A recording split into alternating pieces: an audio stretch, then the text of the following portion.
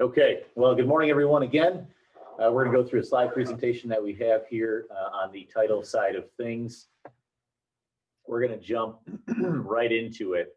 If you have been in one of our presentations before, or if you've sat in my CLE, you can tune out here for a second. But oftentimes, I have even had experienced agents come to me and they will ask the question, well, Vis, what in the Sam heck is the purpose of the title commitment? I don't get it. And I've even had phone calls from folks that are sitting at a closing, experienced agents, and they're like, my client's balking at paying $1,200 for this title commitment. What exactly is the purpose of this? And the analogy that I always come back to is, it dates back to my time in law school back in 2008 or 9. I can't recall what year it was as I sat through real estate law. But the way that our teacher analyzed it and analogized it was this way. Envision that piece of property to be a Conestoga wagon, and you're moving with that Conestoga wagon over the prairie, and you're going to sell it to somebody. Well, when you sell that Conestoga wagon to somebody, you want to verify that you are actually the owner to them. And when they buy it, they're going to want to verify that you actually own the oxen, the wagon, the tools, everything inside it. So the purpose of the title commitment is to ensure to the buyer, ensure on your behalf, the seller, to the buyer, that you own everything free and clear, and enunciate to them in writing as to anything that's been recorded against the property. Now, here's what's of interest is when it comes to a residential title commitment, the standard look back period is going to be the past 30 years. If it's commercial, the look back period is 50 years. So if there is a concern as to something that's been recorded way back when that hasn't been reflected in newer commitments, you would have to ask for a more detailed title commitment. Quick go back here. What we're going to do is, can everyone see the full picture of the title commitment here? Or is there stuff blocking the right hand side? Can somebody give us a shout out? So they can grab, if they can grab the grid and move it to the left side. Okay. They can grab the boxes, but yeah, we can see it. Okay, good deal. So the first thing to take a look at, just generally speaking, on a title commitment is going to be the address that is on the order. You say, really, Vis? That's pretty basic. And I'm going to say, yeah, it is pretty basic, but it's highly essential. I've had it. It wasn't me. It wasn't Community Title. But a couple of years ago, there was a real high-end property out there in Ogden Dunes. They had a beautiful closing on over a $500,000 home. Everyone had a great time at the closing. And a couple of days later, the next door neighbor to the property that was to be sold called up screaming to the title company, wondering why his particular property had been sold in a transaction. Just yesterday, I was sitting through some continuing legal education, and it was funny because the attorney that was presenting out of Colorado shared the exact same story that he had just experienced. It wasn't him, wasn't his title company. But again, where somebody had messed up on the address. So one of the first things to take a look at is going to be the address that's on the commitment. Number two is here at McColly, if you have a listing with us and your seller has selected to use Community Title for the title work, you are going to get a preliminary commitment. And this is highly informative to you. And the reason why is you're able to take a look at it, and this prelim commitment is going to tell you who the seller is.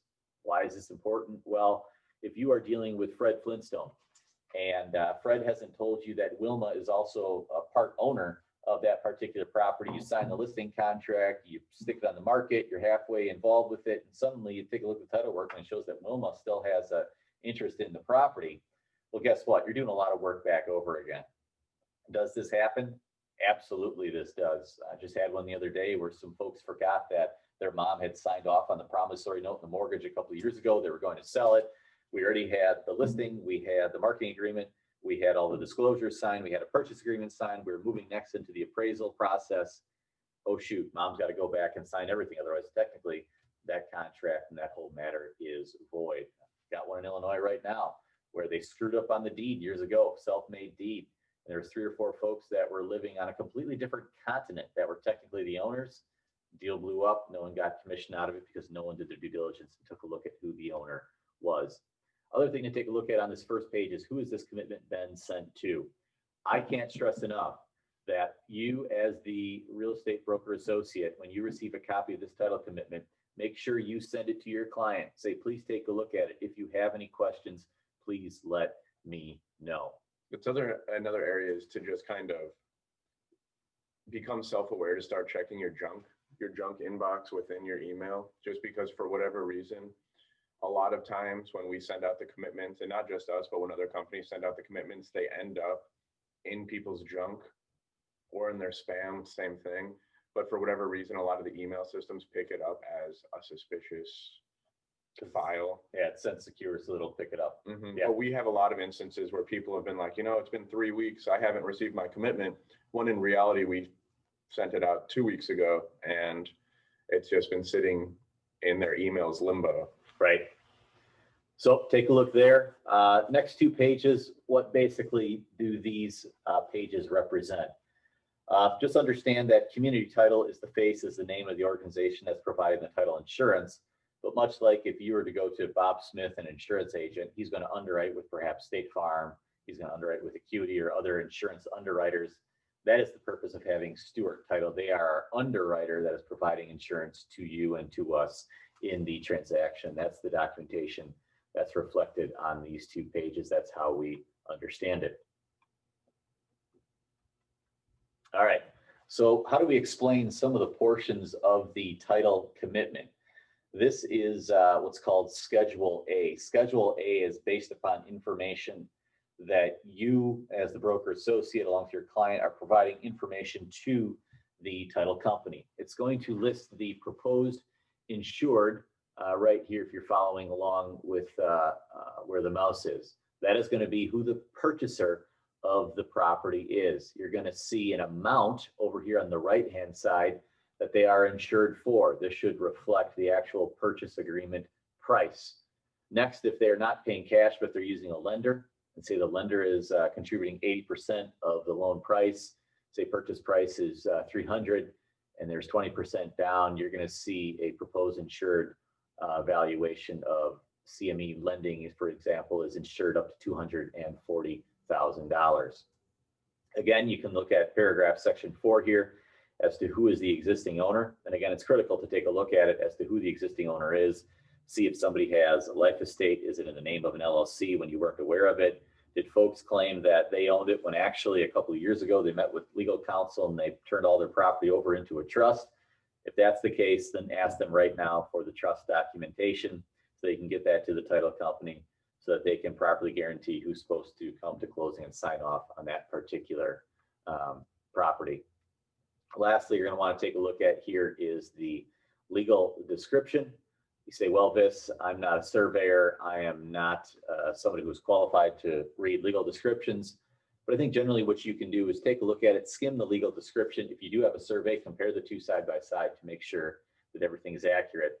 Just yesterday I was helping an agent who I looked at the last deed of record, and what was in the last deed of record wasn't matching with the legal description he was giving me. We'll come to find out that the family had added some land to this farmland a couple of years ago, but they never recorded it.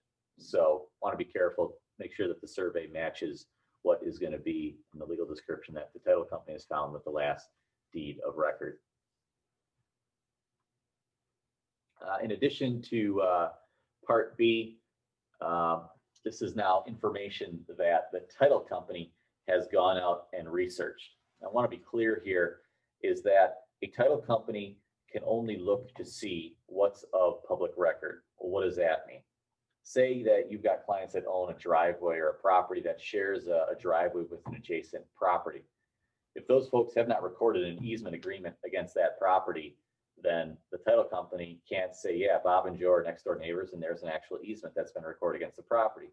They only can look to see what's actually been recorded of interest against that particular property. And that's what's going to show up here on Schedule B. Well, what are some things that we're going to take a look at here? Well, in Part 1, these are the requirements that the title company is going to have so that they will insure that transaction. So they're going to require an executed deed at the closing. They're going to require an executed mortgage at the closing. There might be an existing mortgage against the property. They're going to require an affidavit signed at closing that releases that particular mortgage. It could be in Part 2 that there's an ongoing bankruptcy. If there's an ongoing bankruptcy, then they're going to require court orders verifying that you can actually sell the property. We'll talk a little bit later about some of the things to look for if you do have a bankruptcy. If there is a divorce, and this is a big key critical area I can't stress enough, that's impacting the property. look to see if there's a provision in that divorce decree that says, hey, Bob was supposed to pay Susie $40,000 over a period of time. Because at the end of the day, we need verification from the title company that that has been paid satisfactorily, acknowledged by both parties, so that they can properly clear the property and title it, insure it, and it can be sold. The last item, frequently I will get a question on what this means underneath paragraph 11 here, is what does it mean that we're a homestead state and no participation is required for marital partners in the execution of instruments or encumbrances, etc. Well, it used to be the law that if you were married and you were purchasing property, your spouse had to acknowledge and be a part of that particular transaction. And what this now reflects is that no, if you are married, you can go off and purchase property without your spouse knowing about it, so that, or being a part of it. So technically they don't have ownership interest as it pertains to contractual speaking. So if you see Bob Smith, a married man, conveys to Nathan Viss, or Reece McColly conveys and warrants to Nathan D. Viss, a married man, that's an acknowledgement that I'm receiving it. It's an acknowledgement that I'm married, but it's an acknowledgement that Allison has no ownership in it. Only I have ownership in it at that point in time. Any questions so far on Schedule B, Part 1? Also, just as a very basic reminder for B1, it's essentially just all the things that if you want to close, all of those things have to get done either at the closing table or prior to the closing, or else it just won't close. Typically, I mean, a lot of times it's very basic things that could be handled quickly, but a lot of times it could also be things that are more, the agent has to get more involved with typically the seller, but the agent would have to get more involved. So say if there was something to do with the divorce, then you might have to get involved with the seller on getting those documents or clearing up some of the question marks there that lie there. Yep. Some other requirements that you might see in this particular section could be, say the owner, the seller is an LLC. The title company may require the operating agreement from the LLC to verify that the people coming to closing have the capacity and authority to sign. Or you might see it happens a couple times a year where the LLC is actually dissolved because the folks forgot to register with the Secretary of State every other year. And that's not an easy process to undissolve it. And the process there is, if you have an LLC that's dissolved, you first have to get clearance from the Department of Revenue that you're in good standing with your taxes. Mm-hmm. There's one lady that works downstate that handles all of those, just one, in order by name. She's a sweet lady. But as they come in, she works on the stack from the bottom out. So when you send one in, I don't care how rushed you are, how important your client is, it's going to go on the top of the stack. And she'll tell you, honey, when I get to it, I get to it. And once you have that clearance letter, then you can undissolve your LLC. So the time to look at your title commitment is automatically to see if that's going to be an issue. If you do run into that, what I have seen folks do is they will quit claim it out of the LLC to themselves individually to keep the transaction moving forward. One we mentioned before could be if the property is in a trust, they're going to require copies of the trust documentation. Beyond that, if you've got property that's in an estate, you want to take a look at, is it an unsupervised estate? Is it a supervised estate? Because if it's a supervised estate, then they're going to require that you actually have court approval or an order saying that you are allowed to sell it before they can then give clear title to the property and sell it. So moving along to Schedule B. Schedule B, Part 2 reflects the information that they found out about this particular property. Again, as we said before, there are going to be exceptions where they say, we are not going to ensure this property is free and clear of those easements that are not recorded. So if Bob and Bill have a handshake agreement over a bottle of bourbon that every year we're going to throw down a load of gravel, and that's between the two of them, but it's not recorded, the buyer is not going to be obligated by that particular agreement. It's got to be recorded, and the title company can't be held liable if they don't have that recorded, because again, they're accepting any easements that are not shown by the public record. Also, while those standard exceptions apply to community title, they're not set by community title. They're actually set by like the American Land Title Association. So those are pretty standard across every single title company, basically across, I mean, for all the states that acknowledge American Land Title. Which, fascinating fact to show and tell, is 49 out of the 50 states. Iowa is the one state somehow that has gotten away with and does not really follow the ALTA standards. But that's a fascinating fact to share and tell at another point. All right. So what other information do we get on Schedule B? You're going to see here the parcel ID number for your particular property. It is going to show the taxes that are liable against the particular property, what has been paid, what has not been paid, whether there's stormwater, whether there's a conservancy district tax, and other items. And that's good information that you can glean from your title commitment right here. Well, the purpose of that too is just to make you aware, because since it is listed under an exception, it's something that we're basically saying, you know, this is out there and we're making you aware that it is out there. So you can't be mad in post-closing when you say, well, these taxes for whatever, they'll 99.9% of the time they'll get paid at closing or before. But if for whatever reason, for that example, that they don't, you can't be, well, I didn't know about that, when it's clearly listed on Schedule B2. Right. Other things that you're going to glean from Schedule B Part 2 that you're going to want to look for is going to be, particularly if you're representing the seller, is what are the existing financial contractual obligations that are tied to the property.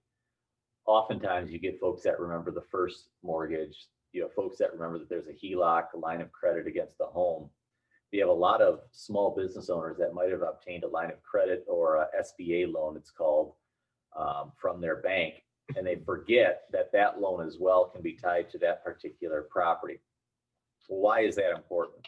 Well, it becomes important for a couple different reasons. Number one is managing expectations is such a critical part of our business. And if you have a client that you've sat down with and they are expecting that they're going to clear $90,000 from this property, and suddenly you remind them that, hey, look, you've got this SBA line of credit you forgot about, that's 45 grand, so actually you're only going to clear 45. Oftentimes, you being the bearer of bad news, you get tied to, well, you should have told me or reminded me about that. So the earlier, the better that you look at the title commitment to see if there's those sorts of obligations is critically important. It's not on this example, but another thing that's going to be shown here in this section is if there's a recorded easement against the property, or if there's a homeowners association or covenants against the property. I can't stress enough, in the seller disclosure form, second page, right-hand side in Indiana, there is an unusual question that really should be clarified, because the question asks whether or not there is an existing homeowner association that is governing the property, okay? Well, there can be two different things, because you can have it where while there's not a homeowner association that's governing the property can be subject to covenants, which can be enforced by quote unquote any of the neighbors if they want to bring a legal action. So you may get it where you've got folks that are wanting to, have a chicken coop, folks that want to build a fence, folks that want to put in a barn of some form. And they say, great, there's no HOA, but there are covenants against the property that restrict it, then they may be precluded from having that actually happen. So if there is covenants against the property, I strongly recommend you contact the title company, say, hey, Susie, please send me a copy of these covenants, send them to your client to make sure that they are aware that there's actually restrictions against the property. Second item along those fronts is when you are buying property and you're representing the buyer, okay, and you've got somebody who wants to install a fence or do something in their backyard, okay, don't rely upon the seller to say, sure, Reece, it's not a big deal, you'll be able to do that completely. I've got a situation right now with an agent where they were told that by the developer, big name developer in the area, went to pull the building permit, the town comes back and says, time out, actually we've got a setback here that's 75 feet. So the ability for them to put a fence in is extremely limiting. So look to see what's actually recorded against the property and whether or not they can do what they want to do. Some other items to be mindful of is going to be if there's any judgments against the property. The time to start communicating with those judgment holders is now, not a day before closing, because you can usually get those negotiated down. Same thing if there is a state tax lien or a federal tax lien, the time to start negotiating those is now. And the advice that I give to folks is don't let folks at the IRS or Department of Revenue know that you're selling the property, because then they know that they got a bundle of cash that they can squeeze out of you. You just want to work out with them a deal to get something paid off. And it takes time, especially in this COVID era, it's going to take time. So the time to start on those is definitely now. Number 16 references a bankruptcy.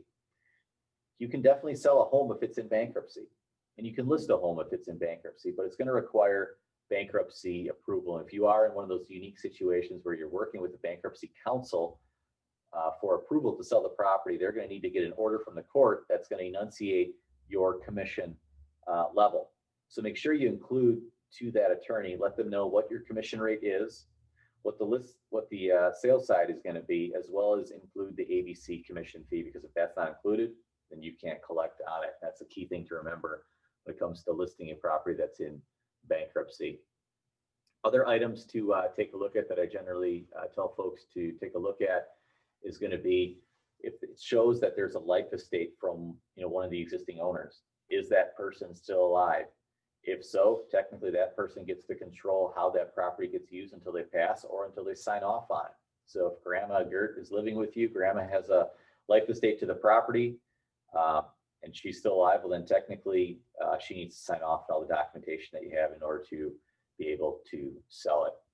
Those are just a couple of the big ticket items that we see. I don't know, Reece, do you see any others that you suggest to folks who be mindful of? Well, really just more of a generalization. So the way I look at it as a commitment, just the entire commitment as a whole, is that it's essentially our promise to what will, so you don't get blindsided when you get the policy after closing. So you kind of know what to expect on the policy. But so the majority of these things, so the mortgages, any of these liens are going to get cleared up at closing, theoretically. So since the payoffs will get ordered. And so for example, number 15, if that federal tax lien gets taken care of, when you get the policy, number 15 won't be on it because it's now irrelevant because it's been paid off. This is also, in this example, it's a lot messier than about 99% of the ones I see. So it's a good example, but it also shouldn't be like an overwhelming thing to look at because the vast majority don't have much, if anything, on them. Mm-hmm. Obviously, there's some that do come through and are like, wow, shocking to see, but typically that's not the case. Right. I think that one of the key takeaways again is going to be if you do have an HOA, if you do have covenants against the property, ask the title company for a copy of them, send them on to your client to say, hey, just so that you're aware, these are the restrictions that you're going to face with the use of the property. All too often I'll see it where you've got folks that are moving from the country to moving to a gated community or another HOA community, and they're used to living in the country and doing whatever they want to the family farm.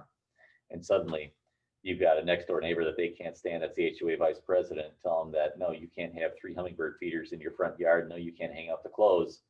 And they're going, time out. What did we sign up for? And they're saying, Vis, why didn't you share this with us? So cover your backside, send a copy of those HOA covenants and restrictions to your clients and advise them to get familiarized with them.